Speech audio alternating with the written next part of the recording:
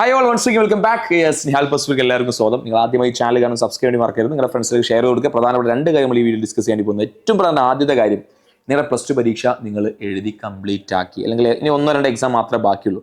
പക്ഷേ ഏറ്റവും കൂടുതൽ നമുക്ക് കഴിഞ്ഞ റീസെൻ്റ് ആയിട്ട് നമ്മൾ മനസ്സിലാക്കിയ ഒരു കാര്യം, ക്വസ്റ്റ്യൻ പേപ്പർ എന്ന ഏറ്റവും വലിയ മിസ്റ്റേക്ക്, ഒരുപാട് തെറ്റുകൾ, സ്പെല്ലിംഗ് മിസ്റ്റേക്കുകൾ നിങ്ങളുടെ ക്വസ്റ്റ്യൻ പേപ്പർ വന്നിട്ടുണ്ട്.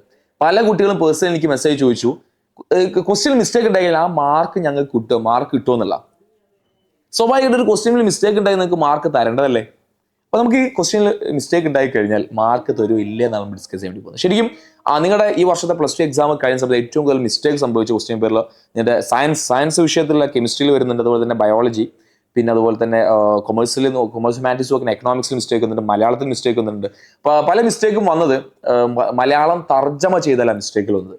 സ്വാഭാവികമായിട്ടും ഒരു ചോദ്യം ഒരു കുട്ടിക്ക് വായിച്ച് മനസ്സിലാക്കാൻ സാധിച്ചില്ല, അതിൽ എന്തെങ്കിലും മിസ്റ്റേക്ക് ഉണ്ടായി കഴിഞ്ഞാൽ ആ ചോദ്യത്തിന്റെ അല്ലെങ്കിൽ അല്ലെങ്കിൽ ആ ചോദ്യം എത്ര മാർക്കാണ് ചോദിച്ചത്, ആ കുട്ടി ആ ചോദ്യം അറ്റൻഡ് ചെയ്തിട്ടുണ്ടെങ്കിൽ അതിന്റെ മാർക്ക് തരാറുണ്ട്, നൽകാറുണ്ട്. മുൻ വർഷങ്ങളിലൊക്കെ ഈവൻ ഞാൻ +2 പഠിക്കുന്ന സന്ദർഭത്തിൽ ഞാൻ ഇപ്പോഴും ഓർക്കുന്നുണ്ട്, എക്കണോമിക്സ് പരീക്ഷയിൽ ഒരു ചോദ്യത്തിൽ എന്തോ മിസ്റ്റേക്ക് ഉണ്ട്, അതായത് നമ്പർ കൂടുതൽ മീൻ മീഡിയൻ മോഡ് എന്തോന്ന് കാണാനുള്ള എന്തോ ചെറിയ മിസ്റ്റേക്ക് വന്ന സന്ദർഭത്തിൽ അതിന്റെ മാർക്ക് എനിക്ക് കിട്ടിയതായിട്ട് എൻ്റെ ശ്രദ്ധയിൽപ്പെട്ടിട്ടുണ്ട്. അതുകൊണ്ട് ആ മിസ്റ്റേക്ക് സംഭവിച്ച ഭാഗം അല്ലെങ്കിൽ ആ ഒരു ക്വസ്റ്റ്യന്റെ മാർക്ക് നിങ്ങൾക്ക് കിട്ടാനുള്ള സാധ്യത കൂടുതലാണ്. ഇനി കാരണം ഇംഗ്ലീഷിലും മലയാളത്തിലും ചോദ്യം ഉണ്ടായിരിക്കും, 2 ലാംഗ്വേജിലും എഴുതുന്ന കുട്ടികളുണ്ടായിരിക്കും. അതുകൊണ്ട് 2 ലാംഗ്വേജിലും ക്വസ്റ്റ്യൻ ക്ലിയർ ആയി കൊടുക്കുക എന്നുള്ളതാണ് ഇമ്പോർട്ടൻ്റ് കാര്യമാണ്.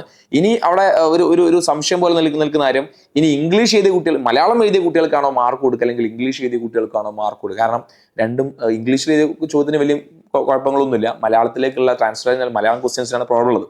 അപ്പോൾ മലയാളം എഴുതിയ കുട്ടികൾക്കായിരിക്കുമോ അല്ലെങ്കിൽ ഇംഗ്ലീഷ് എഴുതിയ കുട്ടികൾക്കോ? അപ്പോൾ അങ്ങനെ ഒരു കൺഫ്യൂഷൻ നിലനിൽക്കുന്നുണ്ട്. അപ്പോൾ എന്തായാലും ഇതിനെപ്പറ്റി ഒരു കൃത്യമായ ഒരു സ്റ്റാൻഡ് ഗവൺമെന്റ് എടുക്കേണ്ടതാണ്. മിക്കവാറും വിത്തിൻ കുറച്ച് ദിവസത്തിനുള്ളിൽ ഇതിന്റെ ഒരു തീരുമാനമുണ്ട്. കാരണം വലിയ രീതിയിലുള്ള കംപ്ലയിൻസ് ഒക്കെ എഡ്യൂക്കേഷൻ ഡിപ്പാർട്ട്മെന്റിൽ പോയിട്ടുണ്ട്. അതുകൊണ്ട് എൻ്റെ ഒരു ശുഭപ്രതീക്ഷ വരുന്നത് ഈ തെറ്റിയ ഉത്തരങ്ങൾ അല്ലെങ്കിൽ ഈ മിസ്റ്റേക്ക് വന്ന ചോദ്യങ്ങളുടെ മാർക്ക് നിങ്ങൾ കിട്ടുമെന്ന് തന്നെയാണ്, അല്ലെങ്കിൽ വാല്യുവേഷൻ ആ ഒരു ക്വസ്റ്റ്യനെ ലിബർ ആക്കുമെന്ന് തന്നെയാണ് ഞാൻ മനസ്സിലാക്കുന്നത്. ആൻഡ് നിങ്ങൾക്ക് ഏതൊക്കെ ചോദ്യങ്ങളാണ് നിങ്ങളെ തെറ്റായി തോന്നിയത്, അല്ലെങ്കിൽ മാർക്ക് കിട്ടാൻ സാധ്യതയുണ്ട് ഇല്ലേ, നിങ്ങളുടെ അഭിപ്രായങ്ങൾ താഴെ കമന്റ് ചെയ്യാൻ വേണ്ടി മറക്കരുത്. ആൻഡ് നിങ്ങളുടെ ഫ്രണ്ട്സിലേക്ക് ഷെയർ കൊടുക്കുക. It's very important thing. Thank you.